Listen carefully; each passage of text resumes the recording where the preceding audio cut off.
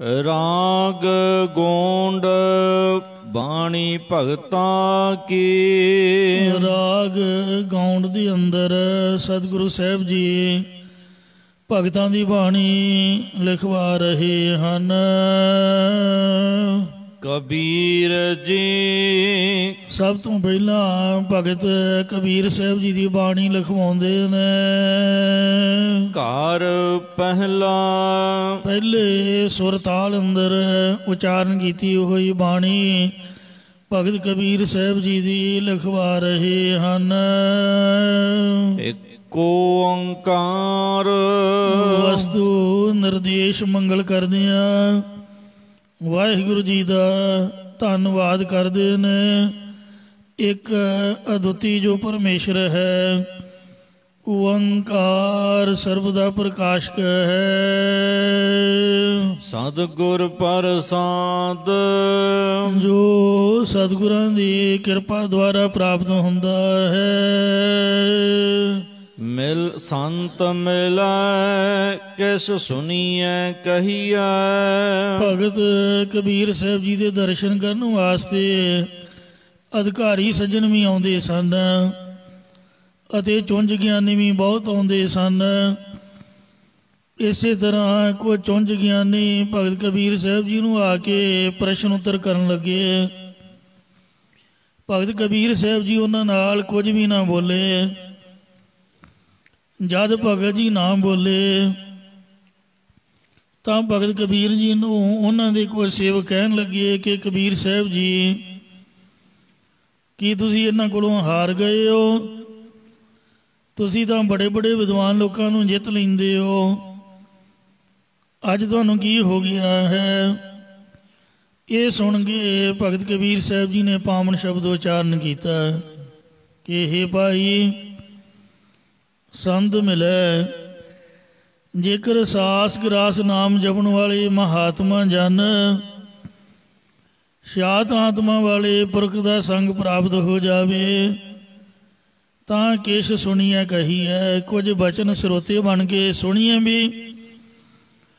ਜੇਕਰ ਕੋਈ ਕੇਵਲ ਸੁਣਨੇ ਯੋਗੀ ਹੋਵੇ ਤਾਂ ਉਹਨੂੰ ਸਰਦਾ ਤੇ ਵਿਸ਼ਵਾਸ ਵਾਲਾ ਸਮਝ ਕੇ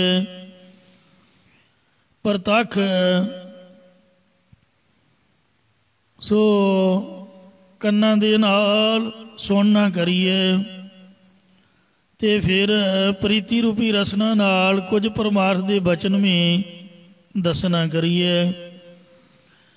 ਮਤਲਬ ਕੋਈ ਨਾ ਕੋਈ ਸਵਾਲ ਕਰਦੇ ਰਹੀਏ ਤਾਂ ਕਿ ਉਹ ਸਾਨੂੰ ਉਪਦੇਸ਼ ਦਿੰਦੇ ਰਹਿਣ। ਜਿਨ੍ਹਾਂ ਸਾਸ ਗਿਰਾਸ ਨਾ ਵਿਸਰੈ ਹਰ ਨਾਮ ਮਨ ਮੰਤ ਧਨ ਸੇ ਸੇਈ ਨਾਨਕਾ ਪੂਰਨ ਸੋਈ ਸੰਤ। ਇਹੋ ਜਿਹੇ ਸੰਤ ਮਹਾਤਮਾ ਜਨ ਜੇ ਕੋਈ ਮਿਲ ਜਾਵੇ ਤਾਂ ਕਿਛ ਸੁਣੀਐ ਕਹੀਐ। ਕਬੀਰ ਸਾਹਿਬ ਜੀ ਫਰਮਾਨ ਕਰਦੇ ਨੇ, ਸੰਤ ਮਿਲੈ ਕਿਸ ਸੁਣੀਐ ਕਹੀਐ। ਉਹਨਾਂ ਕੋਲੋਂ ਜੀਵ ਈਸ਼ ਦੇ ਗਿਆਨ ਦੀ ਪ੍ਰਾਪਤੀ ਬਾਬਤ ਪ੍ਰਸ਼ਨ ਕਰਕੇ ਉੱਤਰ ਸਰਵਣ ਕਰੀਏ।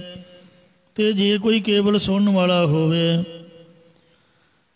ਤਾਂ ਉਸ ਨੂੰ ਪਰਮਾਰਥ ਪ੍ਰਾਪਤੀ ਦੇ ਬਚਨ ਦੱਸਣਾ ਕਰੀਏ, ਪ੍ਰਸ਼ਨ ਕਹੀਏ ਅਤੇ ਉੱਤਰ ਸੁਣੀਏ। ਮਿਲਾਇਆ ਸੰਤ ਮਸਟ ਕਰ ਰਹੀਐ।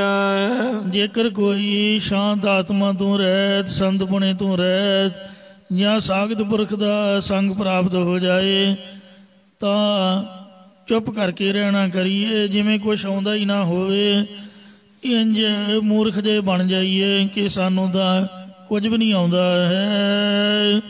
ਫਿਰ ਅਧਿਕਾਰੀ ਜਗਿਆਸੂਆਂ ਨੇ ਜੋ ਭਗਤ ਕਬੀਰ ਜੀ ਨੂੰ ਪੁੱਛਿਆ, ਉਹ ਭਗਤ ਕਬੀਰ ਜੀ ਪਹਿਲਾਂ ਕਥਨ ਕਰਕੇ ਫਿਰ ਉੱਤਰ ਦੇਣਗੇ।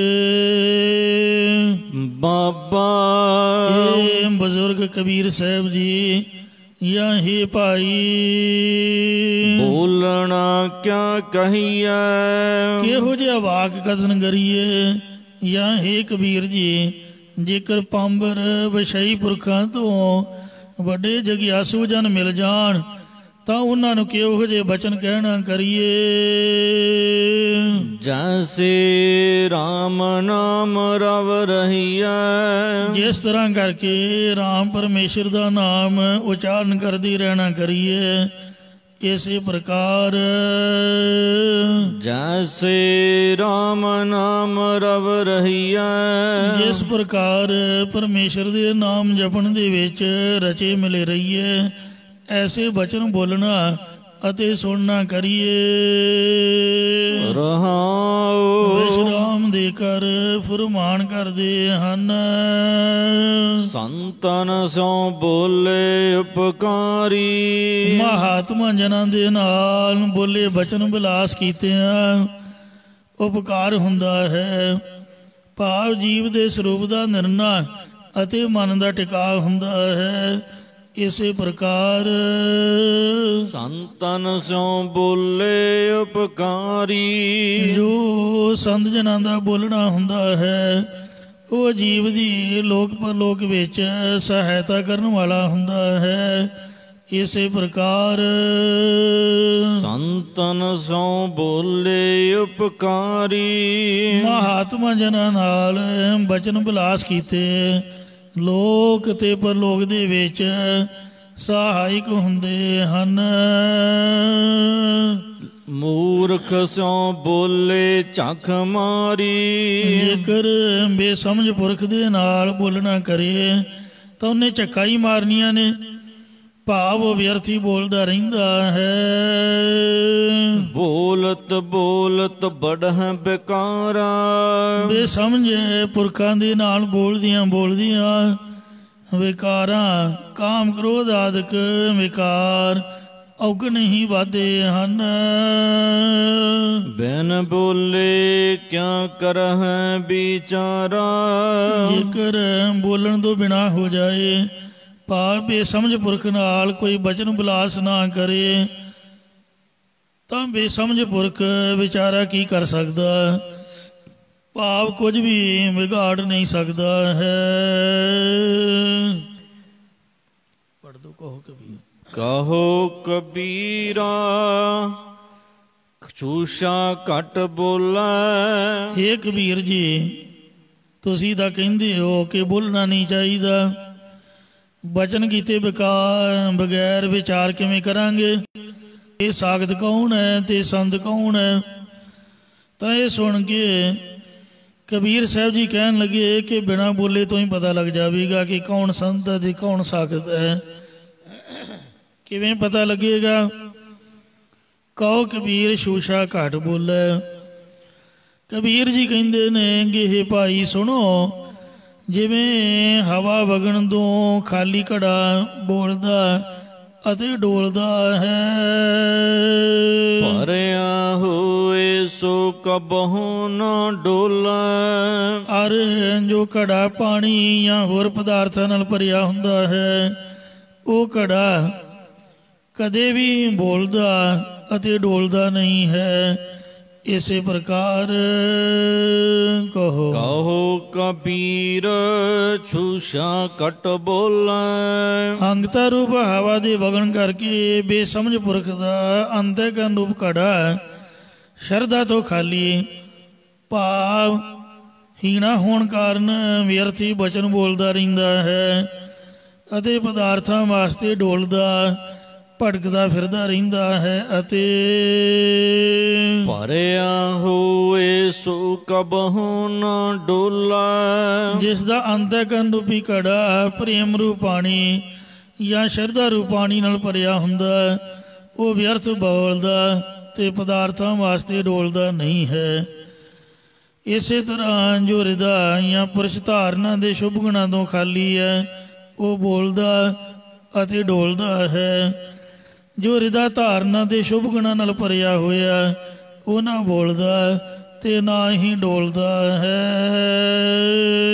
ਗੋਂਡ ਹੁਣ ਭਗਤ ਕਬੀਰ ਜੀ ਸਰੀਰਾਂ ਤੋਂ ਉਪਰਾਮ ਕਰਨ ਵਾਸਤੇ ਵੈਰਾਗਮਈ ਪ੍ਰਕਰਨ ਦੁਆਰਾ ਗੌਂਡ ਰਾਗ ਦਾ ਇਹ ਦੂਜਾ ਸ਼ਬਦ ਉਚਾਰਨ ਕਰਕੇ ਸ਼ੁਭ ਉਪਦੇਸ਼ ਬਖਸ਼ਿਸ਼ ਕਰ ਰਹੇ ਹਨ। ਨਰੂ ਮਾਰੈ ਨਰ ਕਾਮ ਨ ਆਵੈ। ਜੇਕਰ ਹੇ ਭਾਈ ਪੁਰਖ ਮਰ ਜਾਵੇ ਤਾਂ ਉਹ ਮਨੁੱਖਾਂ ਦੇ ਵਰਤਣ ਵਾਸਤੇ ਕਿਸੇ ਵੀ ਕੰਮ ਨਹੀਂ ਆਉਂਦਾ। ਭਾਵ ਆਮ ਕਰਕੇ ਮਨੁੱਖਾਂ ਦੇ ਕਾਰ ਵਿਹਾਰ ਵਿੱਚ ਕਿਸੇ ਕੰਮ ਨਹੀਂ ਆਉਂਦਾ। ਕੰਮ ਦਾ ਉਹਨੇ ਕੀ ਆਉਣਾ, ਨਿਕੰਮੇ ਨੇ। ਬਾਹਰ ਤਾਂ ਮਰ ਜਾਏ ਤਾਂ 1.5-2 ਲੱਖ ਰੁਪਈਆ ਲੈ ਜਾਂਦਾ ਸੰਸਕਾਰ ਦਾ ਹੀ। ਇੱਥੇ ਵੀ ਕਿੰਨਾ ਖਰਚਾ ਉਹ ਪੈਦਾ ਕਰ ਜਾਂਦਾ। ਕਿੰਨਿਆਂ ਨੂੰ ਰੋਟੀਆਂ ਖਵਾਓ ਤੇ ਪ੍ਰਸ਼ਾਦ ਖਵਾਓ, ਜਲੇਬੀਆਂ ਖਵਾਓ। ਇਸ ਲਈ ਸਵਾਰਨਾ ਤਾਂ ਕੀ ਹੈ, ਅੱਜ ਕੱਲ੍ਹ ਤਾਂ ਵਿਆਹਾਂ ਤੋਂ ਵੀ ਜ਼ਿਆਦਾ ਲੋਕ ਖਾਣਾ ਪੀਣਾ ਕਰਦੇ ਹਨ। ਇਹ ਨਹੀਂ ਸੋਚਦੇ ਵੀ ਮਰਨ ਵਾਲਾ ਮਰ ਗਿਆ, ਉਹ ਕਿਹੜੇ ਹਾਲ 'ਚ ਮਰਿਆ ਹੋਊਗਾ। ਲੋਕਾਂ ਦੇ ਭਾਣੇ ਵਿਆਹ ਹੀ ਰੱਖਿਆ ਹੋਇਆ ਹੈ, ਸੋ ਖਾਣਾ ਪੀਣਾ ਖੁੱਲ੍ਹਾ ਤੇ ਪਤਾ ਹੀ ਨਹੀਂ ਵੀ ਕੋਈ ਚੜ੍ਹਾਈ ਕਰ ਗਿਆ ਤੋ ਇੰਜ। ਸੋ ਕੰਮ ਕੀ ਆਉਣਾ ਹੈ, ਸਗੋਂ ਨੁਕਸਾਨ ਕਰ ਦਿੰਦਾ ਹੈ। ਇਸੇ ਪ੍ਰਕਾਰ ਨਰੂ ਮਰੈ ਨਰ ਕਾਮ ਨ ਆਵੈ। ਜਦ ਬੰਦੇ ਵਿੱਚੋਂ ਨਰਪੁਣਾ ਮਰ ਜਾਵੇ ਤਦੋਂ ਮਨੁੱਖ ਸਮਾਜ ਦੇ ਕਿਸੇ ਕੰਮ ਨਹੀਂ ਆਉਂਦਾ, ਬਲਕਿ ਬੁਰਾਈਆਂ ਦਾ ਕਾਰਨ ਬਣ ਜਾਂਦਾ ਹੈ। ਰੱਬ ਨੇ ਬਣਾਇਆ ਤਾਂ ਇਨਸਾਨ ਹੈ, ਪਰ ਇਨਸਾਨੀਅਤ ਮਰ ਗਈ। ਇਸ ਲਈ ਕਿਸੇ ਦੇ ਕੰਮ ਦਾ ਕੀ ਆਉਣਾ, ਸਗੋਂ ਲੋਕਾਂ ਨੂੰ ਦੁਖੀ ਕਰਦਾ ਹੈ। ਇਸੇ ਪ੍ਰਕਾਰ ਨਰੂ ਮਰੈ ਨਰ ਕਾਮ ਨ ਆਵੈ। ਜਦ ਪੁਰਸ਼ ਮਰ ਜਾਵੇ ਤਦ ਉਸ ਦੀ ਜਿਹੜੀ ਚਮੜੀ ਹੈ ਉਹ ਕਿਸੇ ਵੀ ਕੰਮ ਨਹੀਂ ਆਉਂਦੀ। ਇਸ ਬਾਬਤ ਦਇਆ ਰਾਮ ਕਵੀ ਨੇ ਬੜਾ ਸੁੰਦਰ ਲਿਖਿਆ ਹੈ। ਕਹਿੰਦਾ ਹਾਥੀਓਂ ਕੇ दांत के खिलौने बने भांत भांत। हाथी दंद दे बड़े बड़े सोहने खिडौने बनते ने। माइयां बीबियां भैणां हाथी दंद दा चूड़ा पहनदियां ने। बागण की खाल सो तो शिव मन पाई है। शेर दी खल शिव जी महाराज संतां महात्मा दे हेठां विछाउण वास्ते वो चंगी मनदे हन। मृगन की खालन को उड़त है जोगी जति। हरण दी खल नूं जोगी जति अपने उपर लैंदे हन। बकरे की खाल साथ पानी पर लाई है। बकरे की खल दियां मशकां बनदियां ने जिन्हां दे विच पानी भरिया जांदा। बकरे दियां नाड़ियां दियां तंती साज सतार वायलन इत्यादक तंती साज बनते ने। तूंबी आदक या आ जिहड़ी जोड़ी हुंदी है ते उहदे नाल ਉਹ ਖਿੱਚਾਂ ਪਾਈਆਂ ਜਾਂਦੀਆਂ ਨੇ। ਉੱਪਰ ਉਹਨਾਂ ਦਾ ਚਮੜਾ ਲਾ ਕੇ ਤੇ ਖਿੱਚ ਪਾਈ ਜਾਂਦੀ ਹੈ ਗੱਟੂ ਵਿੱਚ ਰੱਖ ਕੇ। ਪਸ਼ੂਆਂ ਦੀ ਖਾਲ ਕਾ ਅਦਕ ਸੁੰਦਰ ਜੋੜਾ ਬਣੇ। ਪਸ਼ੂਆਂ ਦੀ ਖਲ ਦੇ ਬੜੇ ਬੜੇ ਸੋਹਣੇ ਬੂਟ ਜੋੜੇ ਆਦਿਕ ਬਣਦੇ ਹਨ। ਗੈਂਡਣ ਕੀ ਖਾਲ ਰਾਜਾ ਰਾਣੇ ਕੋ ਸੁਹਾਈ ਹੈ। ਗੈਂਡੇ ਦੇ ਚਮੜੇ ਦੀ ਜਿਹੜੀ ਢਾਲ ਹੈ ਉਹ ਰਾਜੇ ਰਾਣੀਆਂ ਨੂੰ ਬੜੀ ਸ਼ੋਭਾ ਪਾਉਂਦੀ ਹੈ। ਗੈਂਡੇ ਦੀ ਚਮੜੀ ਦੀ ਢਾਲ ਉਹਦੇ ਵਿੱਚੋਂ ਗੋਲੀ ਪ੍ਰਵੇਸ਼ ਨਹੀਂ ਕਰਦੀ। ਕਹਿ ਕਵੀ ਦਇਆ ਰਾਮ ਰਾਮ ਕੇ ਭਜਨ ਬਿਨ। ਦਇਆ ਰਾਮ ਕਵੀ ਕਹਿੰਦਾ ਕਿ ਰਾਮ ਦੇ ਭਜਨ ਤੋਂ ਬਿਨਾ ਮਾਨੋ ਕੀ ਖਾਲ ਕਿਸੇ ਕੰਮ ਨਹੀਂ ਆਈ ਹੈ। ਬੰਦੇ ਦੀ ਜਿਹੜੀ ਖਲ ਹੈ ਚਮੜੀ ਹੈ ਕਿਸੇ ਵੀ ਕੰਮ ਨਹੀਂ ਆਉਂਦੀ। ਇਸ ਲਈ ਜੇ ਮਰ ਜਾਵੇ ਫਾਇਦਾ ਤਾਂ ਕੀ ਕਰਨਾ, ਬੰਦੇ ਨੂੰ ਕਰਜ਼ਾਈ ਕਰਕੇ ਸੁੱਟ ਦਿੰਦਾ ਹੈ। ਪਸ਼ੂ ਮਾਰੈ 10 ਕਾਜ ਸਵਾਰੈ। ਜੇਕਰ ਡੰਗਰ ਪਸ਼ੂ ਮਰ ਜਾਵੇ ਤਾਂ 10 ਕੰਮ ਸਵਾਰਦਾ, ਮਤਲਬ ਬਹੁਤੇ ਕੰਮ ਸਵਾਰਦਾ।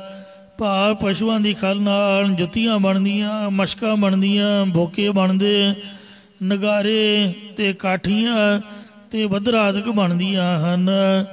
ਇਸੇ ਪ੍ਰਕਾਰ ਪਸ਼ੂ ਮਾਰੈ 10 ਕਾਜ ਸਵਾਰੈ। ਜਦੋਂ ਮਨੁੱਖ ਦੇ ਅੰਦਰੋਂ ਪਸ਼ੂ ਸੁਭਾਅ ਮਰ ਜਾਵੇ ਤਾਂ ਸਮਾਜ ਦੇ ਅਨੇਕਾਂ ਹੀ ਕੰਮ ਸਵਾਰਨ ਦੇ ਯੋਗ ਹੋ ਜਾਂਦਾ ਹੈ। ਆਪਣੇ ਕਰਮ ਕੀ ਗਤ ਮੈਂ ਕਿਆ ਜਾਣਾ।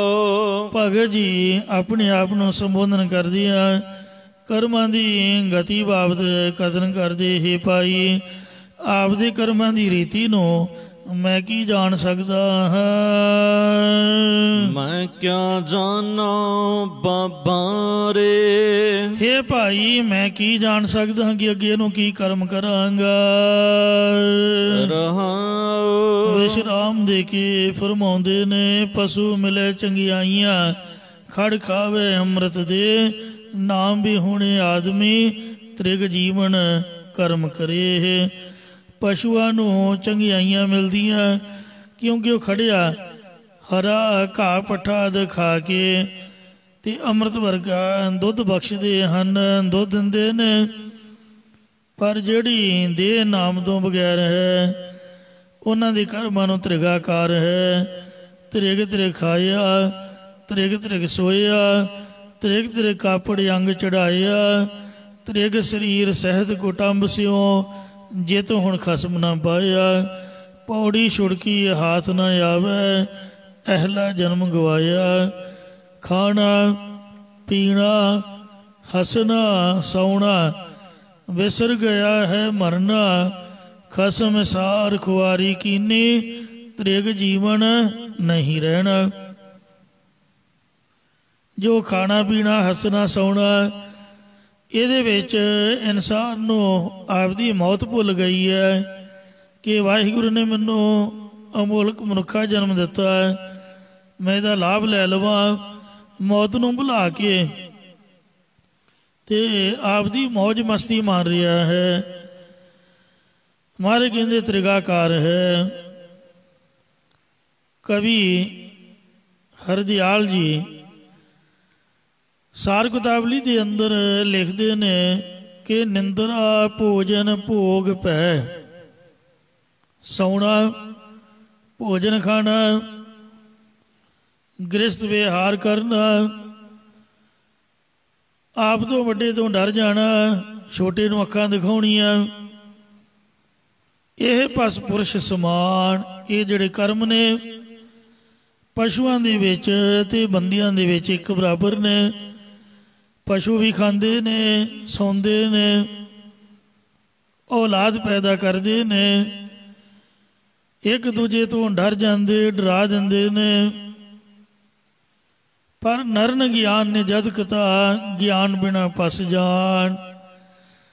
ਇਨਸਾਨ ਦੇ ਵਿੱਚ ਗਿਆਨ ਦਾ ਗੁਣ ਹੈ, ਜੇ ਉਹਦੇ 'ਚ ਗਿਆਨ ਨਹੀਂ ਪੈਦਾ ਹੋਇਆ ਤਾਂ ਸਮਝ ਲਓ ਪਸ਼ੂ ਤੋਂ ਵੱਧ ਕੇ ਕੁਛ ਵੀ ਨਹੀਂ। ਸਗਵਾਂ ਕਿ ਪਸ਼ੂ ਉਹਦੇ ਨਾਲੋਂ ਚੰਗੇ ਨੇ, ਕਿਉਂਕਿ ਪੱਠੇ ਹਰਿਆ ਜਾਂ ਤੂੜੀ ਸੁੱਕੀ ਖਾ ਕੇ, ਆ ਗੁਜਰਾਂ ਦੇ ਡੰਗਰ ਵੇਖੋ ਸੁੱਕੀ ਪਰਾਲੀ ਚੱਬੀ ਜਾਂਦੇ ਨੇ, ਫਿਰ ਵੀ ਕਿਆ ਸੋਹਣਾ ਦੁੱਧ ਦਿੰਦੇ। ਬੰਦਾ 36 ਪ੍ਰਕਾਰ ਦੇ ਭੋਜਨ ਖਾ ਕੇ ਗੰਦਗੀ ਫੈਲਾ ਰਿਹਾ ਹੈ।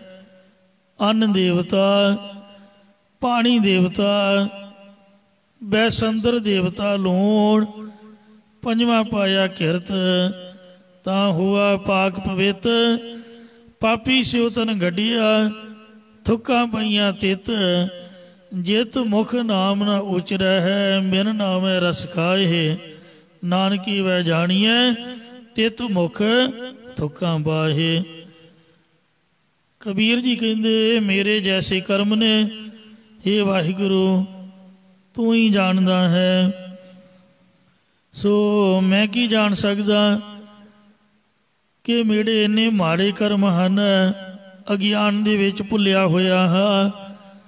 ਹੇ ਸੱਚੇ ਪਾਤਸ਼ਾਹ, ਅੱਗੇ ਨੂੰ ਕੀ ਕਰਮ ਕਰਾਂਗਾ, ਇਹ ਆਪ ਹੀ ਜਾਣਦੇ ਹੋ ਜੀ। ਰਹਾਉ। ਮਰਨ ਤੋਂ ਬਾਅਦ ਸਰੀਰ ਦੀ ਹਾਲਤ ਕੈਸੀ ਹੁੰਦੀ ਹੈ, ਵਿਸ਼ਰਾਮ ਦੇ ਕੇ ਭਗਤ ਕਬੀਰ ਸਾਹਿਬ ਜੀ ਸ਼ਬਦ ਦਾ ਅਗਲਾ ਹਿੱਸਾ ਉਚਾਰ ਰਹੇ ਹਨ। ਹਾੜ ਜਲੇ ਜਸ ਲਕਰੀ ਕਾ ਤੂਲਾ। ਮਰਨ ਤੋਂ ਬਾਅਦ ਜਦ ਮੁਰਦਾ ਸਰੀਰ ਨੂੰ ਚਿਖਾ ਦੇ ਵਿੱਚ ਸਾੜਿਆ ਜਾਂਦਾ, ਹੱਡੀਆਂ ਸੜਦੇ ਨੇ ਜਿਵੇਂ ਲੱਕੜੀਆਂ ਦਾ ਬੰਨਿਆ ਹੋਇਆ ਗੱਠਾ, ਲੱਕੜੀਆਂ ਦਾ ਭਾਰ ਸੜਦਾ ਹੈ। ਕੇਸ ਜਾਲੇ ਜੈਸੇ ਘਾਸ ਕਪੂਲਾ। ਸਿਰ ਦੇ ਕੇਸ ਇਉਂ ਸੜਦੇ ਜਿਵੇਂ ਘਾਹ ਦਾ ਮੁੱਠਾ ਦੱਥਾ ਸੜਦਾ ਹੈ। ਕਬੀਰ ਹਾੜ ਜਰੇ ਜਿਉਂ ਲਾਕਰੀ, ਕੇਸ ਜਰੇ ਜਿਉਂ ਘਾਸ। ਇਹੋ ਜਗ ਜਰਤਾ ਦੇਖ ਕੇ ਭਇਓ ਕਬੀਰ ਉਦਾਸ। ਕਾਹੋ ਕਬੀਰ ਤਬਹੀ ਨਰ ਜਾਗੈ। ਭਗਤ ਕਬੀਰ ਸਾਹਿਬ ਜੀ ਕਹਿੰਦੇ ਕਿ ਤਦ ਹੀ ਪੁਰਖ ਵਿਦਿਆ ਰੂਪ ਨੀਂਦ ਵਿੱਚ ਸੁੱਤਾ ਹੋਇਆ ਗਿਆਨ ਜਾਗਰਤ ਅਵਸਥਾ ਵਿੱਚ ਜਾਗਦਾ ਹੈ। ਜਮ ਕਾ ਡੰਡ ਮੂੰਡ ਮਹ ਲਾਗੈ। ਜਦ ਯਮਦੂਤਾਂ ਦਾ ਡੰਡਾ ਇਹਦੇ ਸਿਰ 'ਚ ਆ ਕੇ ਲੱਗੇਗਾ, ਉਦੋਂ ਹੀ ਇਹਨੂੰ ਜਾਗ ਆਵੇਗੀ। ਜਿਹੜੇ ਗੋਰੇ ਨੇ ਉਹ 100 ਸਾਲ ਬਾਅਦ ਦਾ ਸੋਚਦੇ ਨੇ ਵੀ ਅੱਜ ਤੋਂ 100 ਸਾਲ ਬਾਅਦ ਕੀ ਹੋਣਾ। ਆ ਜਿਹੜੇ ਹਿੰਦੂ ਨੇ 50 ਸਾਲ ਬਾਅਦ ਦਾ ਸੋਚਦੇ ਨੇ। ਸਾਡੇ ਪੰਜਾਬੀਆਂ ਦੇ ਸਿਰ 'ਚ ਜਦ ਰੋੜੇ ਵੱਜਦੇ ਨੇ, ਡਾਂਗਾਂ ਵੱਜਦੀਆਂ, ਫਿਰ ਪਤਾ ਲੱਗਦਾ ਵੀ ਓਹੋ ਇਹ ਤਾਂ ਧੋਖਾ ਹੋ ਗਿਆ ਸਾਡੇ ਨਾਲ, ਇਹ ਤਾਂ ਬੇਈਮਾਨੀ ਕਰ ਗਏ ਲੋਕ। ਤੋ ਐਸੀ ਸਾਡੀ ਹਾਲਤ ਹੈ। ਸਿਰ ਜੇ ਜਦ ਡੰਡਾ ਆ ਕੇ ਲੱਗੇਗਾ ਤੇ ਤਾਂ ਹੀ ਜਾਗ ਆਵੇਗੀ। ਗੋਂਡ ਜਦ ਭਗਤ ਜੀ ਇਹ ਉਪਦੇਸ਼ ਦੇ ਰਹੇ ਸਨ ਤਾਂ ਕਿ ਵਿਦਵਾਨ ਪੰਡਤ ਵੀ ਕਬੀਰ ਜੀ ਕੋਲ ਆਇਆ। ਉਹਨੇ ਸਾਰਾ ਸ਼ਬਦ ਸੁਣਿਆ ਤੇ ਉਹ ਕਹਿਣ ਲੱਗਾ ਕਿ ਕਰਮ ਕਾਂਡ ਪੂਰਵ ਮੀਮਾਂਸਾ ਵਾਲਾ ਜਾਂ ਜੁਗਤੀ ਪ੍ਰਦਾਇਕ ਨਾਇਕ ਸੀ, ਜੋ ਕਬੀਰ ਜੀ ਦੇ ਉਸ ਦੇ ਨਾਲ ਪ੍ਰਸ਼ਨ ਉੱਤਰ ਰੂਪ ਦੇ ਵਿੱਚ ਬਚਨ ਬਿਲਾਸ ਹੋਏ। ਉਹਨੂੰ ਭਗਤ ਕਬੀਰ ਜੀ ਇਹ ਸ਼ਬਦ ਵਿੱਚ ਕਥਨ ਕਰਦੇ ਨੇ, ਗੌਂਡ ਰਾਗ ਦੇ ਵਿੱਚ ਉਚਾਰ ਕੇ। ਪਹਿਲਾਂ ਪ੍ਰਸ਼ਨ ਰੂਪ ਹੋਣ ਕਰਕੇ ਰਾਹਾਉ ਵਾਲੀ ਤੁਕ ਦਾ ਅਰਥ ਹੋਵੇਗਾ। ਰਾਹਾਉ ਵਾਲੀ ਇਹ ਤੁਕ ਹੈ। ਮੋਹੇ ਬੈਰਾਗ ਪਾਇਓ। ਇਹ ਕਬੀਰ ਮੇਰਾ ਮਨ ਉਦਾਸ ਹੋਇਆ ਹੈ, ਜਾਂ ਮੈਨੂੰ ਇੱਕ ਸੰਸਾ ਹੋਇਆ ਹੈ ਕਿ ਇਹੋ ਜੀਉ ਆਏ ਕਹਾਂ ਗਇਓ। ਇਹ ਜੀਵ ਕਿੱਥੋਂ ਆਉਂਦਾ ਤੇ ਕਿੱਥੇ ਜਾਂਦਾ, ਆਇਆ ਕਿੱਥੋਂ ਸੀ ਤੇ ਚਲਿਆ ਕਿੱਥੇ ਗਿਆ ਹੈ। ਰਹਾਉ। ਇਹ ਰਹਾਉ ਵਾਲੀ ਪੰਕਤੀ ਹੈ। ਇਹੀ ਸੁਣ ਕੇ ਭਗਤ ਕਬੀਰ ਜੀ ਗਿਆਨ ਅਵਸਥਾ ਵਿੱਚ ਬੈਠੇ ਹੋਏ ਉੱਤਰ ਦਿੰਦੇ ਆ, ਉਚਾਰਨ ਕਰਦੇ ਨੇ। ਹੁਣ ਸ਼ਬਦ ਦੀ ਆਰੰਭਤਾ ਤੋਂ ਪਾਵਨ ਉਪਦੇਸ਼ ਸੁਣੋ ਜੀ। ਆਕਾਸ ਗਗਨ ਪਾਤਾਲ ਗਗਨ ਹੈ। ਇਹ ਭਾਈ ਜਿਵੇਂ ਘੜੇ ਦੇ ਉੱਪਰਲੇ ਪਾਸੇ ਵੀ ਆਕਾਸ਼ ਹੁੰਦਾ, ਘੜੇ ਦੇ ਹੇਠਲੇ ਪਤਾਲ ਵਾਲੇ ਪਾਸੇ ਵੀ ਆਕਾਸ਼ ਹੁੰਦਾ। ਅਤੇ ਦੱਸਦੇ ਹਨ ਚਾਹੋ ਦਿਸ ਗਗਨ ਰਹਾਏਲੇ। ਘੜੇ ਦੇ ਚਾਰੇ ਤਰਫ ਵੀ ਆਕਾਸ਼ ਹੀ ਰਹਿੰਦਾ ਹੈ। ਇਸੇ ਪ੍ਰਕਾਰ ਆਕਾਸ਼ ਗਗਨ ਪਾਤਾਲ ਗਗਨ ਹੈ। ਜਿਹਦਾ ਆਕਾਸ਼ ਬ੍ਰਹਮ ਆਕਾਸ਼ ਵੱਲ ਭਾਵ ਸਿਰ ਵੱਲ ਵੀ ਹੈ, ਜਿਹਦਾ ਆਕਾਸ਼ ਬ੍ਰਹਮ ਪਾਤਾਲ ਵੱਲ ਭਾਵ ਪੈਰਾਂ ਵੱਲ ਵੀ ਹੈ। ਚੌਦਸ ਗਗਨ ਰਹਾਏਲੇ। ਅਤੇ ਚਾਰੇ ਦਿਸ਼ਾਵਾਂ ਵਿੱਚ ਦਾ ਆਕਾਸ਼ ਬ੍ਰਹਮੀ ਬ੍ਰਹਮ ਰਹਿੰਦਾ। ਚਾਰ ਕੁੰਡ 14 ਭਵਨ ਸਗਲ ਵਿਆਪਤ ਰਾਮ। ਨਾਨਕ ਉਹਨਾਂ ਦੇਖੀ ਹੈ ਪੂਰਨ ਤਾਕੇ ਕਾਮ। ਇਸੇ ਪ੍ਰਕਾਰ ਆਕਾਸ ਗਗਨ ਪਾਤਾਲ ਗਗਨ ਹੈ। ਸੱਤਾਂ ਆਕਾਸ਼ਾਂ ਵਿੱਚ ਚਿਦਾਕਾਸ਼ ਬ੍ਰਹਮ ਹੈ, ਸੱਤਾਂ ਪਤਾਲਾਂ ਵਿੱਚ ਵੀ ਚਿਦਾਕਾਸ਼ ਬ੍ਰਹਮ ਹੈ। ਚੌ ਦਿਸ ਗਗਨ ਰਹਾਏ ਲੈ, ਚਾਰੇ ਉੱਤਰ ਦੱਖਣ ਪੂਰਬ ਪੱਛਮ ਦਿਸ਼ਾਵਾਂ ਵਿੱਚ ਵੀ ਚਿਦਾਕਾਸ਼ ਬ੍ਰਹਮ ਵਿਆਪਕ ਰਹਿੰਦਾ, ਭਾਵ ਸਥਿਤ ਰਹਿੰਦਾ ਹੈ। ਜਾਂ ਇਸੇ ਪ੍ਰਕਾਰ ਚੌ ਦਿਸ ਗਗਨ ਰਹਾਏ ਲੈ, ਦਸਵੇਂ ਦਵਾਰ ਰੂਪੀ ਆਕਾਸ਼ ਦੇ ਵਿੱਚ ਵੀ ਚਿਦਾਕਾਸ਼ ਬ੍ਰਹਮ ਹੈ। ਪਤਾਲ ਪਾ ਪੈਰਾਂ ਵਿੱਚ ਵੀ ਚਿਦਾਕਾਸ਼ ਬ੍ਰਹਮ ਹੈ। ਅਤੇ ਚਾਰੇ ਦਿਸ਼ਾਵਾਂ ਮਨ ਬੁੱਧ ਚਿੱਤ ਹੰਕਾਰ ਚਾਰੇ ਅੰਤःਕਰਨ ਵਿੱਚ ਵੀ ਚਿਦਾਕਾਸ਼ ਚੇਤਨ ਬ੍ਰਹਮ ਹੀ ਰਹਿੰਦਾ ਹੈ। ਆਨੰਦ ਮੂਲ ਸਦਾ ਪੁਰਖੋਤਮ, ਉਹ ਪਰਮੇਸ਼ਰ ਆਨੰਦ ਦਾ ਕਾਰਨ ਹੈ, ਉਹ ਪਰਮੇਸ਼ਰ ਆਨੰਦ ਸਰੂਪ ਹੈ, ਸਾਰਿਆਂ ਦਾ ਅਧਿਸ਼ਠਾਨ ਰੂਪ ਹੈ ਅਤੇ ਹਮੇਸ਼ਾ ਕਾਇਮ ਰਹਿਣ ਵਾਲਾ ਸਾਰਿਆਂ ਤੋਂ ਉੱਤਮ ਪੁਰਖ ਹੈ। ਘਟ ਬਿਨਸੈ ਗਗਨ ਨ ਜਾਏ ਲੈ, ਜਿਵੇਂ ਘੜੇ ਦੇ ਨਾਸ਼ ਹੋਣ ਕਰਕੇ ਆਕਾਸ਼ ਦਾ ਨਾਸ਼ ਨਹੀਂ ਹੁੰਦਾ, ਕਿਉਂਕਿ ਘਟਾ ਆਕਾਸ਼ ਮਹਾਂਕਾਸ਼ ਵਿੱਚ ਲੀਨ ਹੋ ਜਾਂਦਾ, ਇਸੇ ਤਰ੍ਹਾਂ ਸਰੀਰ ਦੇ ਛੁੱਟਣੇ ਕਰਕੇ ਚਿਦਾਕਾਸ਼ ਚੇਤਨ ਬ੍ਰਹਮ ਦਾ ਕਿਤੇ ਆਉਣਾ ਜਾਣਾ ਨਹੀਂ ਹੁੰਦਾ ਹੈ। ਮੋਹੇ ਬੈਰਾਗ ਪਇਓ, ਮੈਨੂੰ ਵੈਰਾਗ ਹੋ ਗਿਆ ਹੈ। ਇਹੋ ਜੀਓ ਆਏ ਕਹਾਂ ਗਇਓ, ਇਹ ਜੀਵ ਕਿੱਥੋਂ ਆਇਆ ਤੇ ਕਿਧਰ ਨੂੰ ਚਲਿਆ ਗਿਆ ਹੈ। ਰਹਾਓ ਰਹਾਓ ਵਿਸ਼ਰਾਮ ਦਿੰਦੇ ਨੇ। ਫਿਰ ਕਬੀਰ ਜੀ ਉਸ ਵਿਦਵਾਨ ਪੰਡਤ ਨੂੰ ਕਹਿਣ ਲੱਗੇ ਕਿ ਤੂੰ ਮੰਨਿਆ ਹੋਇਆ। ਤਦ ਉਹ ਵਿਦਵਾਨ ਕਹਿਣ ਲੱਗਾ ਕਿ ਪੰਜਾਂ ਤੱਤਾਂ ਦੀ ਦੇਹ ਬਣਾਈ ਹੋਈ ਹੈ। ਕਹਿੰਦੇ ਕੀ ਮੰਨਿਆ ਤੂੰ? ਕਹਿੰਦੇ ਮੈਂ ਇਹ ਮੰਨਿਆ ਕਿ ਪੰਜਾਂ ਤੱਤਾਂ ਦੀ ਦੇਹ ਬਣਾਈ ਹੈ। ਇਹ ਸੁਣ ਕੇ ਕਬੀਰ ਸਾਹਿਬ ਜੀ ਕਹਿਣ ਲੱਗੇ,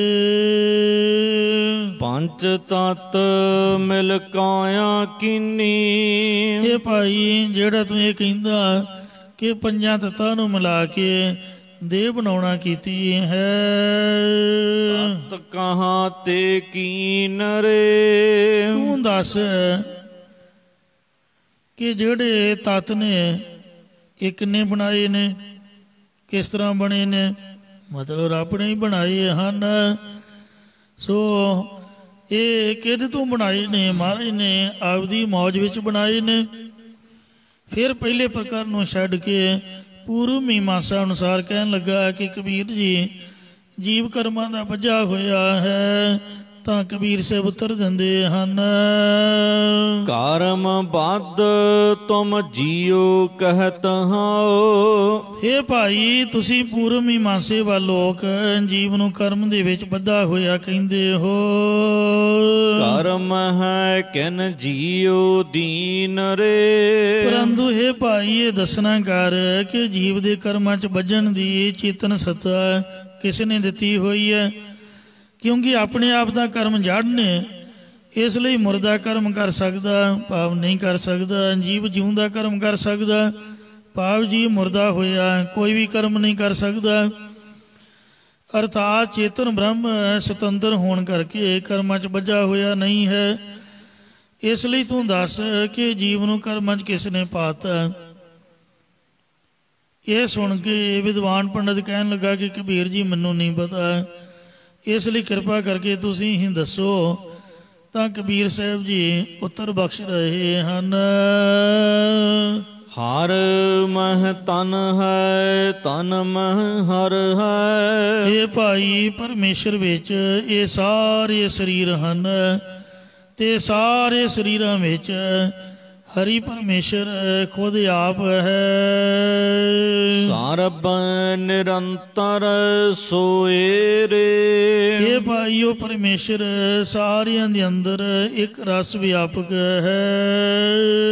ਕਹਿ ਕਬੀਰ ਰਾਮ ਨਾਮ ਨਾ ਛੋਡਾਓ, ਕਬੀਰ ਜੀ ਕਹਿੰਦੇ ਨੇ ਕਿ ਪਰਮੇਸ਼ਰ ਦੇ ਨਾਮ ਨੂੰ ਜਪਣਾ ਕਿਸੇ ਵੀ ਕੀਮਤ ਤੇ ਨਾ ਛੱਡੋ।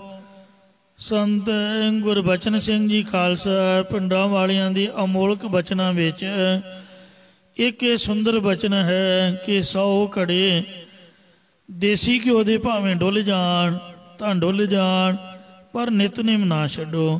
ਇਹ ਸੰਤਾਂ ਦੀ ਆਪਣੀ ਅਵਸਥਾ ਸੀਗੀ ਤਾਂ ਉਹਨਾਂ ਨੇ ਬਚਨ ਕੀਤਾ, ਮਤਲਬ ਜਿੰਨਾ ਮਰਜ਼ੀ ਨੁਕਸਾਨ ਹੋ ਜਾਏ ਪਰ ਭਜਨ ਸਿਮਰਨ ਵੱਲੋਂ ਆਲਸ ਨਾ ਕਰੋ। ਇਹ ਕਬੀਰ ਸਾਹਿਬ ਜੀ ਦੀ ਅਵਸਥਾ ਹੈ। ਕਹਿੰਦੇ ਜੋ ਹੁੰਦਾ ਸੋ ਹੁੰਦਾ ਰਹੇ, ਪਰ ਵਾਹਿਗੁਰੂ ਦਾ ਨਾਮ ਨਾ ਛੱਡੋ। ਸਹਿਜੇ ਹੋਏ ਸੋ ਹੋਏ ਰੇ। ਮੈਂ ਵੇਖਿਆ ਵੀ ਜੇ ਗੱਡੀ 60 ਦੀ ਸਪੀਡ ਤੋਂ ਉੱਪਰ ਕਰੀਏ ਤਾਂ ਮਨ ਬੌਂਦਲ ਜਾਂਦਾ, ਨਾ ਤਾਂ ਵਾਹਿਗੁਰੂ ਆਖਿਆ ਜਾਂਦਾ, ਨਾ ਕੋਈ ਜਪਜੀ ਸਾਹਿਬ ਦਾ ਪਾਠ ਹੁੰਦਾ। ਜੇ ਤੇਜ਼ ਤੁਰੀਏ ਤਾਂ ਵੀ ਸਭ ਕੁਝ ਭੁੱਲ ਭੁੱਲ ਜਾਂਦਾ। ਤੋ ਜਿੰਨਾ ਵੀ ਆਰਾਮ ਦੇ ਨਾਲ ਕੋਈ ਕੰਮ ਕਰੇ ਉਹਨਾਂ ਮਨ ਟਿਕਾਓ 'ਚ ਰਹਿੰਦਾ ਹੈ। 5 ਮਿੰਟ 10 ਮਿੰਟ ਬੰਦਾ ਪਹਿਲਾਂ ਤੁਰ ਪਏ, ਭੱਜੋ ਭਜਾਈਏ 'ਚ ਨਾਲੇ ਠਾਹ ਠੁੱਕ ਹੁੰਦੀ, ਬਦੋ ਬਦੀ ਨੁਕਸਾਨ ਹੋ ਜਾਂਦਾ ਕਾਹਲੀ ਦੇ ਵਿੱਚ।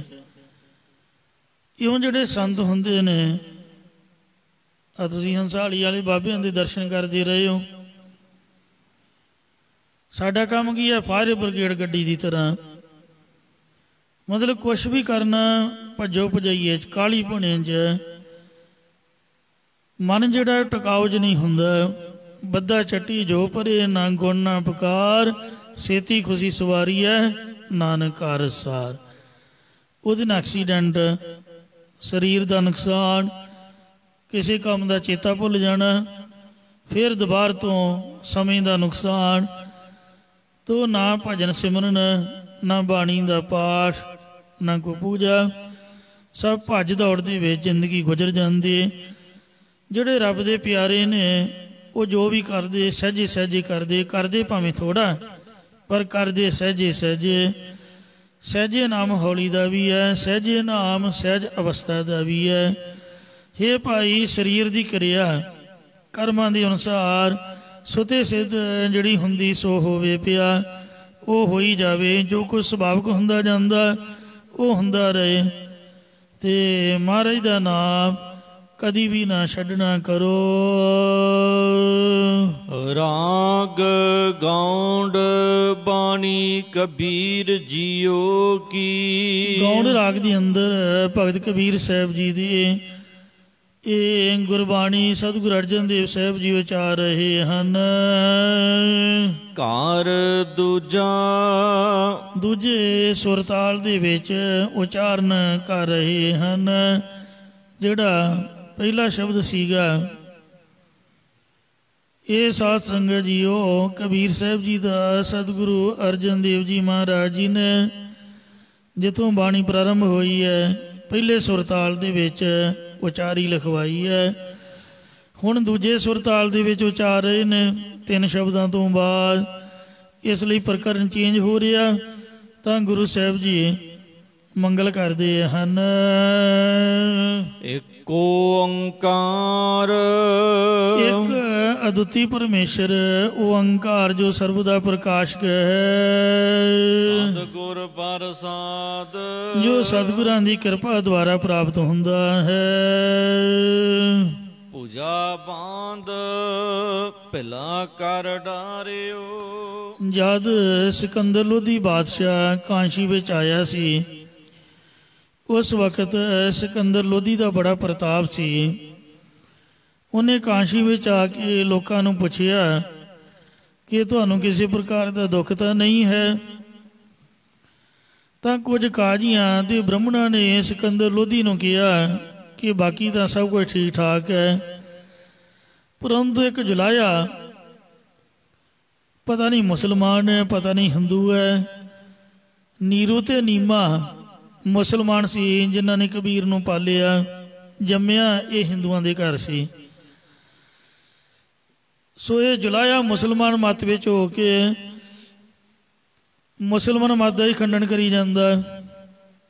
ਤੇ ਬ੍ਰਾਹਮਣਾਂ ਨੇ ਕਿਹਾ ਸਾਡੇ ਮਤ ਦਾ ਵੀ ਖੰਡਨ ਕਰਦਾ, ਇਹ ਕਿਸੇ ਨੂੰ ਨਹੀਂ ਮੰਨਦਾ, ਇਸ ਲਈ ਇਹਨੂੰ ਸਜ਼ਾ ਦੇਣੀ ਚਾਹੀਦੀ ਹੈ।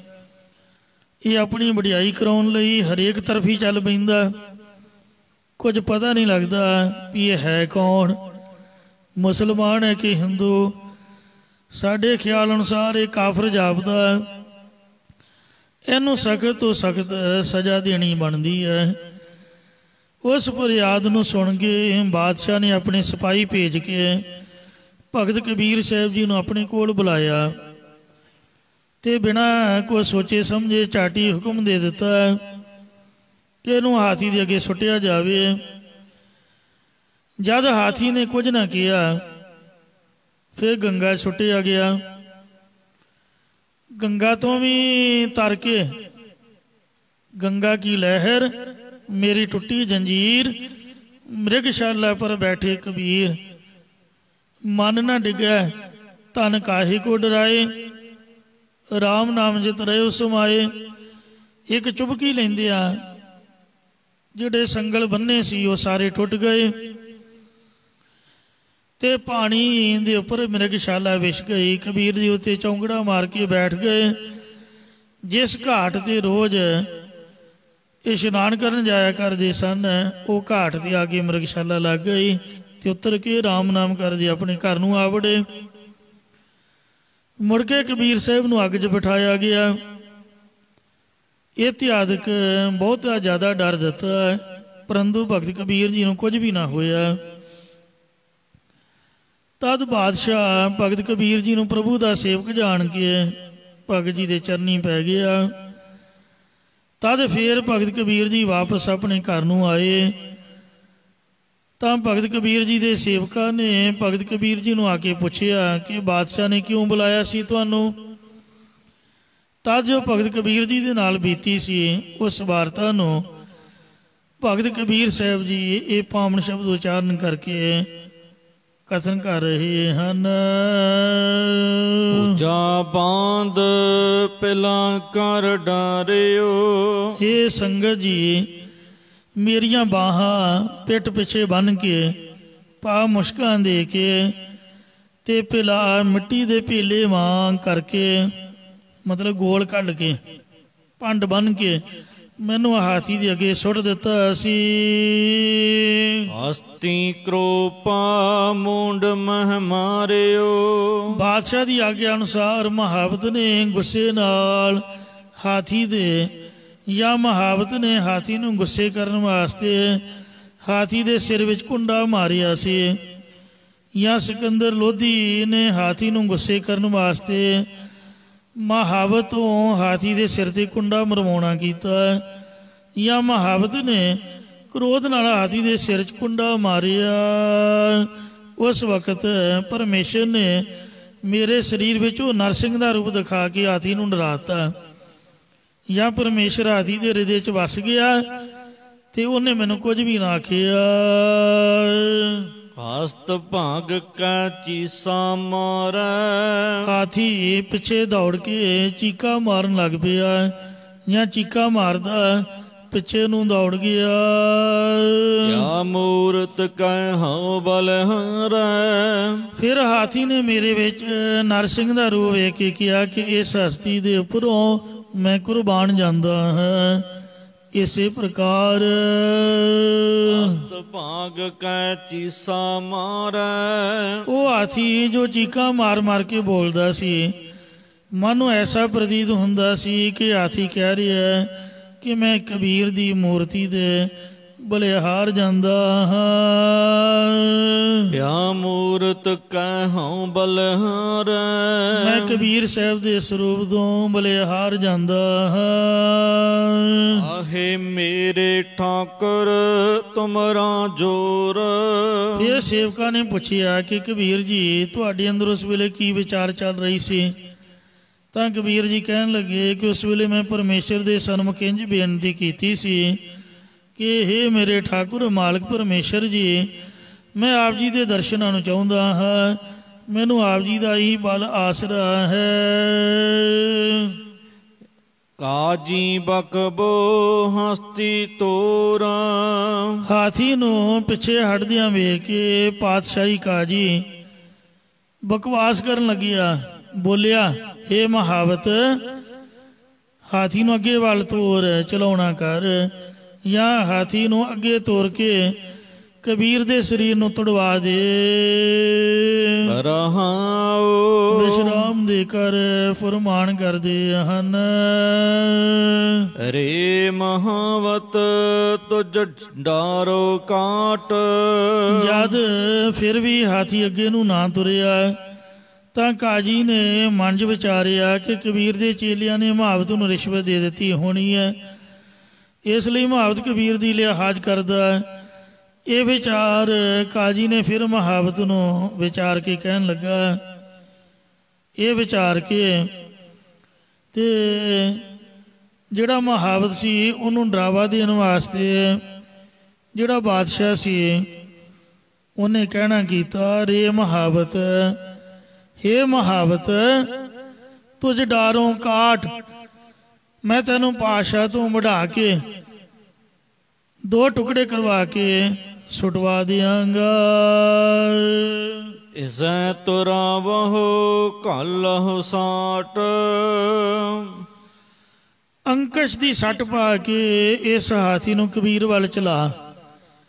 ਇਸ ਕਬੀਰ ਨੂੰ ਹਾਥੀ ਕੋਲੋਂ ਸੁੰਡ ਦੀ ਸੱਟ ਪਵਾ ਕੇ ਤੁੜਵਾ ਦੇਣਾ ਕਰ। ਉਸ ਵੇਲੇ ਮਹਾਵਤ ਨੇ ਹਾਥੀ ਦੇ ਬਥੇਰੇ ਕੁੰਡੇ ਮਾਰੇ, ਪਰੰਤੂ ਹਸਤ ਨ ਤੋਰੈ ਧਰ ਧਿਆਨ। ਸੋ ਕਾਜੀ ਤੋਂ ਡਰਦੇ ਹੋਏ ਮਹਾਵਤ ਨੇ ਬੜਾ ਜ਼ੋਰ ਲਾਇਆ, ਪਰ ਹਾਥੀ ਅੱਗੇ ਨੂੰ ਤੁਰਦਾ ਹੀ ਨਹੀਂ, ਜਾਂ ਹਾਥੀ ਮੈਨੂੰ ਕਬੀਰ ਨੂੰ ਤੋੜਦਾ ਹੀ ਨਹੀਂ ਹੈ। ਉਹ ਤਾਂ ਇੰਝ ਲੱਗਦਾ ਹੈ ਕਿ ਨਰਸਿੰਘ ਰੂਪ ਦਾ ਧਿਆਨ ਧਾਰਦਾ ਹੈ, ਜਾਂ ਉਹਦੇ ਚਿੱਤ ਵਿੱਚ ਡਰਾਉਣ ਵਾਸਤੇ ਪਰਮੇਸ਼ਰ ਦਾ ਸਰੂਪ ਨਰਸਿੰਘ। ਵਾਕੈ ਹਿਰਦੈ ਬਸੈ ਭਗਵਾਨ। ਉਹਦੇ ਹਿਰਦੇ ਵਿੱਚ ਨਰਸਿੰਘ ਭਗਵਾਨ ਵਸ ਗਿਆ। ਪਰਮੇਸ਼ਰ ਦਾ ਸਰੂਪ ਕਬੀਰ ਵਿੱਚ ਵਸਦਾ ਵੇਖ ਕੇ ਹਾਥੀ ਪਿੱਛੇ ਨੂੰ ਦੌੜ ਪਿਆ। ਕਿਆ ਅਪਰਾਧ ਸੰਤ ਹੈ ਕੀਨਾ। ਉਸ ਵੇਲੇ ਕਾਂਸ਼ੀ ਸ਼ਹਿਰ ਦੇ ਲੋਕ ਇਕੱਠੇ ਹੋ ਕੇ ਆਏ ਤੇ ਆ ਕੇ ਬਾਦਸ਼ਾਹ ਨੂੰ ਕਹਿਣ ਲੱਗੇ ਕਿ ਬਾਦਸ਼ਾਹ, ਇਹ ਪਰਮੇਸ਼ਰ ਦੇ ਸੰਤ ਨੇ ਐਸਾ ਕਿਹੜਾ ਗੁਨਾਹ ਕੀਤਾ ਹੈ? ਬਾਂਦ ਪੋਟ ਕੁੰਚਰ ਕਉ ਦੀਨਾ। ਕਿ ਜੋ ਤੂੰ ਇਹਨੂੰ ਪੰਡ ਵਾਂਗ ਬੰਨ ਕੇ ਹਾਥੀ ਦੇ ਅੱਗੇ ਸੁੱਟ ਦਿੱਤਾ ਹੈ। ਉਸ ਵੇਲੇ ਸਿਕੰਦਰ ਲੋਧੀ ਬਾਦਸ਼ਾਹ ਹੈਰਾਨ ਹੋ ਕੇ ਮੁਆਫੀ ਮੰਗਣ ਲੱਗ ਪਿਆ। ਜਦ ਉਹਨੇ ਵੇਖਿਆ ਕੁੰਚਰ ਪੋਟ ਲੈ ਲੈ ਨਮਸਕਾਰ। ਹਾਥੀ ਮੁਸ਼ਕਾਂ ਦੇ ਕੇ ਬੰਨੀ ਹੋਈ ਕਬੀਰ ਦੇ ਸਰੀਰ ਦੀ ਪੰਡ ਨੂੰ ਲੈ ਲੈ ਪਾਪ ਪਰਿਕਰਮਾ ਕਰ ਕਰਕੇ ਨਮਸਕਾਰਾਂ ਕਰਦਾ, ਬੰਦਨਾ ਕਰਦਾ। ਭਾਵ ਹਾਥੀ ਨੇ ਕਬੀਰ ਜੀ ਦੇ ਅੱਗੇ ਝੁਕ ਕੇ ਸਲਾਮ ਕੀਤੀ, ਉਹਨੂੰ ਮੱਥਾ ਟੇਕਿਆ। ਬੂਝੀ ਨਹੀਂ ਕਾਜੀ ਅੰਧਿਆਰਾ। ਸੋ ਜਿਹੜਾ ਅੰਨਾ ਕਾਜੀ ਸੀਗਾ ਉਹਨੇ ਫਿਰ ਵੀ ਇਹ ਗੱਲ ਨੂੰ ਚੰਗੀ ਤਰ੍ਹਾਂ ਸਮਝਿਆ ਨਹੀਂ ਹੈ।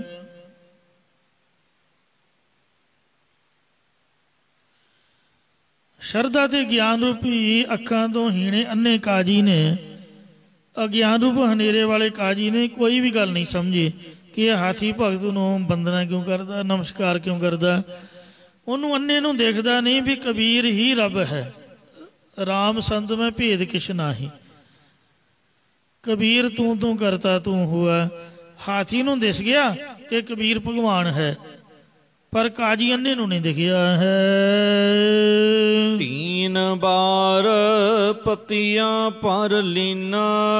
ਕਾਜੀ ਨੇ ਮਹਾਵਤ ਦੇ ਕੋਲੋਂ 3 ਵਾਰ ਮੈਨੂੰ ਕਬੀਰ ਨੂੰ ਹਾਥੀ ਅੱਗੇ ਸੁਟਵਾ ਕੇ 3 ਵਾਰ ਪਤਿਆ ਭਰ ਲਿਆ। ਪਰ 3 ਵਾਰੀ ਅਜਮਾਇਸ਼ ਕਰਕੇ ਵੇਖ ਲਿਆ। 1 ਵਾਰ ਹਾਥੀ ਅੱਗੇ ਸੁੱਟਿਆ ਜਾਂ 3 ਵਾਰ ਹਾਥੀ ਅੱਗੇ ਸੁੱਟ ਕੇ ਵੇਖ ਲਿਆ, ਜਾਂ 1 ਵਾਰ ਹਾਥੀ ਅੱਗੇ ਸੁੱਟਿਆ, 1 ਵਾਰ ਗੰਗਾ 'ਚ ਡੋਬਣਾ ਚਾਹਿਆ, ਤੀਜੀ ਵਾਰ ਅੱਗ 'ਚ ਸੁੱਟਿਆ। ਇਹਨੇ ਈਰਖਾਲੂ ਸਨ ਕਾਜੀ ਮੁੱਲਾ ਆਦਿਕ। ਮਨ ਕਠੋਰ ਅਜਹੂ ਨਾ ਪਤੀਨਾ। ਪਰ ਕਾਜੀ ਦਾ ਮਨ ਇੰਨਾ ਕਠੋਰ ਚਿੱਤ ਵਾਲਾ ਸੀਗਾ, ਅਜੇ ਵੀ ਨਹੀਂ ਭਤੀਜਿਆ ਕਿ ਭਗਤ ਹੈ, ਪਤਾ ਨਹੀਂ ਪੱਥਰ ਦਾ ਬਣਿਆ ਸੀਗਾ। ਫਿਰ ਸੇਵਕਾਂ ਨੇ ਪੁੱਛਿਆ ਕਿ ਕਬੀਰ ਜੀ ਉਸ ਵੇਲੇ ਕੀ ਹਾਲਤ ਸੀ? ਤਦ ਕਬੀਰ ਜੀ ਕਹਿਣ ਲੱਗੇ, ਕਹਿ ਕਬੀਰ ਹਮਰਾ ਗੋਬਿੰਦ। ਭਗਤ ਕਬੀਰ ਸਾਹਿਬ ਜੀ ਕਹਿੰਦੇ ਕਿ ਸਾਡਾ ਤਾਂ ਪਰਮੇਸ਼ਰ ਹੀ ਰਾਖਾ ਹੈ। ਪਰਮੇਸ਼ਰ ਸਾਡੇ ਹਿਰਦੇ ਵਿੱਚ ਸਾਖਿਆਤ ਹੋ ਕੇ ਵਸਦਾ ਸੀ, ਇਸ ਕਰਕੇ ਹੀ ਪਰਮੇਸ਼ਰ ਸਾਡਾ ਰਾਖਾ ਹੋਇਆ ਹੈ। ਚੌਥੇ ਪਦਮ ਹੈ ਜਨ ਕੀ ਜਿੰਦ। ਸਾਡੀ ਦਾਸਾਂ ਦੀ ਜਿਹੜੀ ਜਿੰਦ ਬੁੱਧੀ ਜੀਵ ਕਲਾ ਚੌਥੇ ਤੁਰੀਆ ਪਦ ਦੇ ਵਿੱਚ ਟਿਕੀ ਹੋਈ ਸੀ। ਭਾਵ ਤੁਰੀਆ ਪਦ ਵੱਲ ਸਥਿਤ ਸੀ ਤੇ ਦੇਹ ਅਧਿਆਸ ਤੋਂ ਭਰੇ ਸੀ, ਇਸ ਕਰਕੇ ਸਾਡੀ ਰੱਖਿਆ ਹੋਈ ਸੀ। ਗੌਂਡ। ਭਗਤ ਕਬੀਰ ਜੀ ਨੂੰ ਸੇਵਕ ਪੁੱਛਣ ਲੱਗੇ, ਕਿਰਪਾ ਕਰਕੇ ਦੱਸੋ ਕਿ ਚੌਥੇ ਤੁਰੀਆ ਪਦ ਦਾ ਸਰੂਪ ਕਿਹੋ ਜਿਹਾ ਹੈ ਤੇ ਜਿਹੜਾ ਸਰੀਰ ਹਿਰਦੇ ਦੇ ਵਿੱਚ ਵਸਦਾ ਉਹ ਕੌਣ ਹੈ?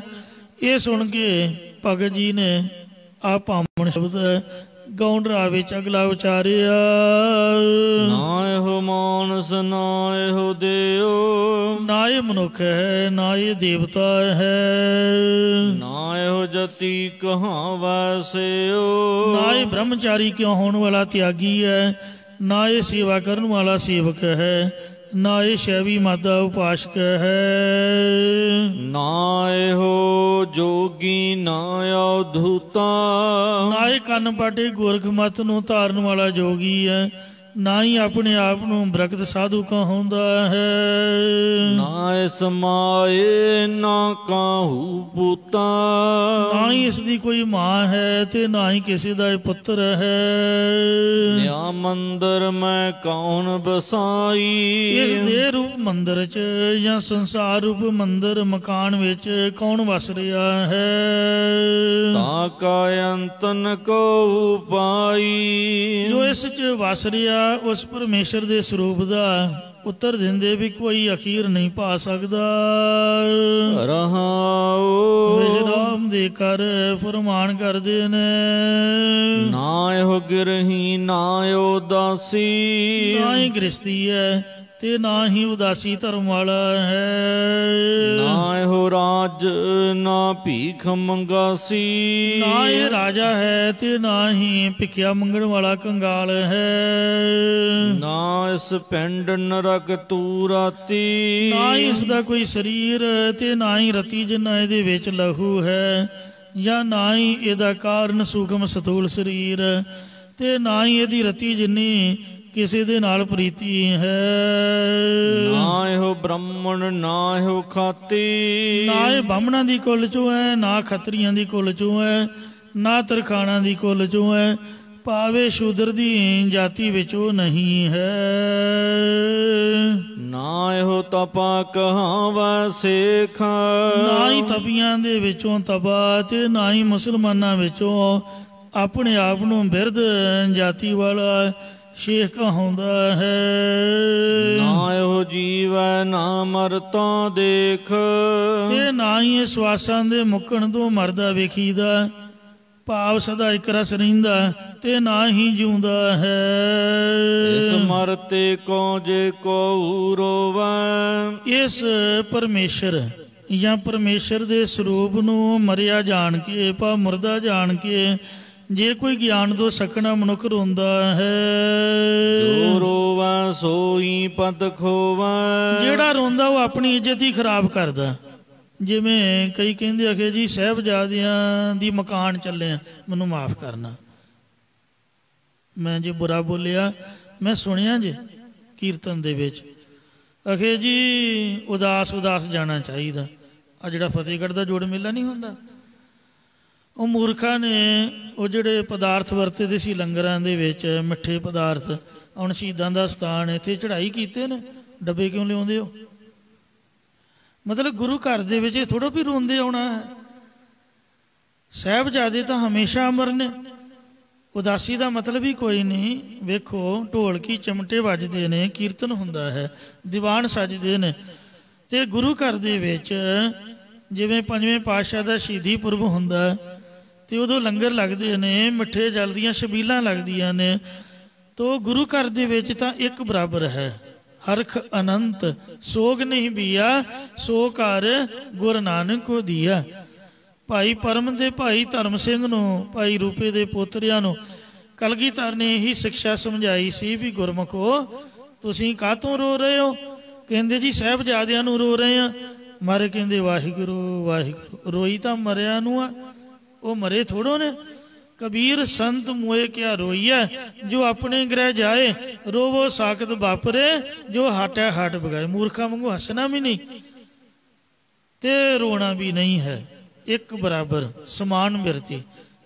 ਮਤਲਬ ਪ੍ਰੇਮ ਤੇ ਵੈਰਾਗ ਤੇ ਸ਼ਰਧਾ 'ਚ ਕਥਾ ਕੀਰਤਨ ਕਰਦੇ ਆ ਤਾਂ ਗੁਰੂ ਕੇ ਲੰਗਰ ਦੀ ਮਰਿਆਦਾ ਤਾਂ ਸਭ ਤੋਂ ਮਹਾਨ ਹੈ। ਤੇ ਇਸ ਵਾਸਤੇ ਇੰਜ ਕਦੀ ਵੀ ਨਹੀਂ ਸੋਚਣਾ ਚਾਹੀਦਾ। ਸਾਹਿਬਜ਼ਾਦਿਆਂ ਦਾ ਜੋੜ ਮੇਲਾ ਹੈ, ਉਹਨਾਂ ਦੀ ਸ਼ਾਦੀ ਹੈ।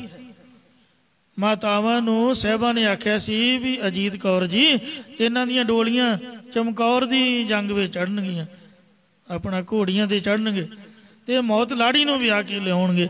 ਉਹ ਤਾਂ ਹੱਸ ਕੇ ਜ਼ਿੰਦਗੀਆਂ ਵਾਰ ਗਏ। ਤੋ ਇਸ ਲਈ ਸੰਗਤ ਜੋੜ ਮੇਲਾ ਮਨਾਉਂਦੀ ਹੈ। ਸੋ ਰੱਬ ਮਰਦਾ ਨਹੀਂ, ਰੱਬ ਦੇ ਬੰਦੇ ਵੀ ਨਹੀਂ ਮਰਦੇ। ਬ੍ਰਹਮ ਗਿਆਨੀ ਸਦ ਜੀਵ ਹੈ ਨਹੀਂ ਮਰਦਾ। ਇਸ ਲਈ ਮਕਾਨ ਵਾਲੀ ਜਾਂ ਰੋਣ ਵਾਲੀ ਕੋਈ ਗੱਲ ਨਹੀਂ ਜੇ, ਇਹ ਭੁਲੇਖਾ ਸਾਡੇ ਮਨਾਂ 'ਚ। ਕਬੀਰ ਜਿਸ ਮਰਨੇ ਤੇ ਜਗ ਡਰੈ, ਮੇਰਾ ਮਨ ਆਨੰਦ ਮਰਨੇ ਹੀ ਤੇ ਪਾਈਐ, ਪੂਰਨ ਪਰਮਾਨੰਦ। ਜਿਹੜਾ ਰੋਂਦਾ ਆਪਦੀ ਇੱਜ਼ਤ ਖਰਾਬ ਕਰਦਾ ਹੈ। ਗੁਰ ਪ੍ਰਸਾਦ ਮੰਡ ਗੁਰੂ ਪਾਇਆ, ਗੁਰਾਂ ਦੀ ਕਿਰਪਾ ਦੇ ਨਾਲ ਜਾਤੋਂ ਮੈਂ ਗਿਆਨ ਰੂਪੀ ਖੁੱਲਾ ਰਸਤਾ ਪਾਇਆ। ਜੀਵਨ ਮਰਨ ਦੋ ਮਿਟਵਾਇਆ, ਤਦ ਤੋਂ ਮੈਂ ਜਿਉਣਾ ਤੇ ਮਰਨਾ ਇਹਨਾਂ ਦੋਨਾਂ ਨੂੰ ਦੂਰ ਕਰ ਲਿਆ। ਭਾਵ ਮੈਂ ਜੀਵਤ ਭਾਵ ਵੱਲੋਂ ਮਰ ਕੇ ਜੰਮਣਾ ਮਰਨਾ ਦੋਵੇਂ ਹੀ ਮਿਟਾ ਲੈਣਾ ਕੀਤੇ, ਐਸਾ ਆਨੰਦ ਪ੍ਰਾਪਤ ਹੋਇਆ ਹੈ। ਕਹੋ ਕਬੀਰ ਹੋ ਰਾਮ ਕੀ ਅੰਸ਼। ਕਬੀਰ ਜੀ ਕਹਿੰਦੇ ਇਹ ਤੁਰਿਆ ਪਦ ਜਾਂ ਜੀਵ ਆਤਮਾ ਪਰਮੇਸ਼ਰ ਦੀ ਅੰਸ਼, ਭਾਵ ਪਰਮੇਸ਼ਰ ਦਾ ਸਰੂਪ ਹੈ। ਸੋ ਜੇਕਰ ਇੱਥੇ ਅੰਸ਼ ਦਾ ਅਰਥ ਹਿੱਸਾ ਭਾਗ ਜਾਂ ਵੰਡ ਕਰਾਂਗੇ ਤਾਂ ਇੱਥੇ ਅੰਸ਼ੋ ਅੰਸ਼ੀ ਦੋਸ਼ ਆ ਜਾਏਗਾ। ਇਸ ਲਈ ਇੱਥੇ ਅੰਸ਼ ਦਾ ਅਰਥ ਸਰੂਪ ਹੀ ਕਰਨਾ। ਇਹ ਪਰਮੇਸ਼ਰ ਦਾ ਸਰੂਪ ਹੈ। ਦਸ ਕਾਗਦ ਪਰ ਮਿਟੈ ਨ ਮਨਸ। ਜਿਵੇਂ ਕਾਗਜ਼ ਤੇ ਪੱਕੀ ਸਿਆਹੀ ਨਾਲ ਲਿਖਿਆ ਹੋਇਆ ਅੱਖਰ ਮਿਟਦਾ ਨਹੀਂ ਹੈ, ਇੰਜ ਇਹ ਬ੍ਰਹਮ ਦਾ ਸਰੂਪ ਹੈ, ਵੱਖਰਾ ਨਹੀਂ ਹੋ ਸਕਦਾ। ਜਿਵੇਂ ਦਵਾਤ ਵਾਲੀ ਤੇ ਲਿਖੇ ਹੋਏ ਅੱਖਰਾਂ ਵਾਲੀ ਸਿਆਹੀ ਇੱਕੋ ਹੁੰਦੀ ਹੈ, ਇੰਜ ਸਿਆਹੀ ਨਾਲ ਲਿਖੇ ਹੋਏ ਅੱਖਰ ਦੀ ਤਰ੍ਹਾਂ ਜੀਵਾਂ ਦੀਆਂ ਦੀਆਂ ਨੇ, ਦਵਾਤ ਦੀ ਸਿਆਹੀ ਤਰ੍ਹਾਂ ਬ੍ਰਹਮ ਹੈ। ਭਾਵ ਦੋਨੋਂ ਇੱਕ ਰੂਪ ਹੀ ਨੇ। ਜਿਸ ਪਰਮੇਸ਼ਰ ਦੀ ਜਸ ਕੀਰਤੀ ਸਾਰੀ ਧਰਤੀ ਦੇ ਕਾਗਜ਼ ਬਣਾ ਕੇ ਸਾਰੀ ਬਨਸਪਤੀ ਦੀਆਂ ਕਲਮਾਂ ਤੇ ਸੱਤਾ ਸਮੁੰਦਰਾਂ ਦੀ ਸਿਆਹੀ ਬਣਾ ਕੇ ਲਿਖ ਦਈਏ ਤਾਂ ਵੀ ਪਰਮੇਸ਼ਰ ਦਾ ਜਸ ਮਿਟਦਾ ਨਹੀਂ। ਭਾਵ ਪੂਰਾ ਜਸ ਲਿਖਿਆ ਨਹੀਂ ਜਾ ਸਕਦਾ। ਪਰਮੇਸ਼ਰ ਦਾ ਇਹੋ ਜਿਹਾ ਰੂਪ ਹੈ। ਕਬੀਰ ਸਾਧ ਸਮੁੰਦਰ ਮਸ ਕਰੋ, ਕਲਮ ਕਰੋ ਬਨ ਰਾਏ, ਬਸ ਦਾ ਕਾਗਜ਼ ਜਾਓ ਕਰੋ, ਹਰ ਜਸ ਲਿਖਣ ਨਾ ਜਾਏ। ਭੁੱਲਾਂ ਚੁੱਕਾ ਖਿਮਾ ਕਰਨੀਆਂ ਜੀ, ਅੱਗੇ ਤੋਂ ਸਮਤ ਬਖਸ਼ਣੀ। ਕਹੋ ਕਬੀਰ ਹੋ ਰਾਮ ਕੀ ਅੰਸ, ਜਸ ਕਾਗਦ ਪਰ ਮਿਟੈ ਨ ਮਨਸ। ਵਾਹਿਗੁਰੂ ਜੀ ਕਾ ਖਾਲਸਾ, ਵਾਹਿਗੁਰੂ ਜੀ ਕੀ ਫਤਿਹ।